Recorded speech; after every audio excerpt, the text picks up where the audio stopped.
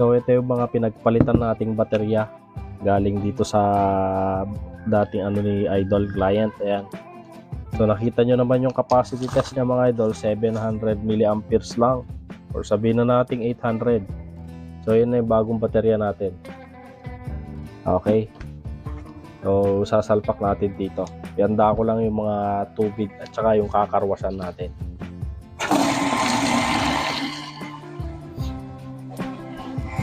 Okay. So kargaan muna natin yung tubig. So ubusin natin yung laman ng ano natin dito.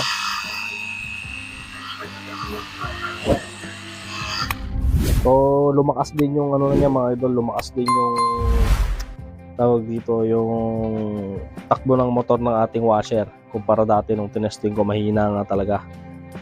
So ngayon lumakas.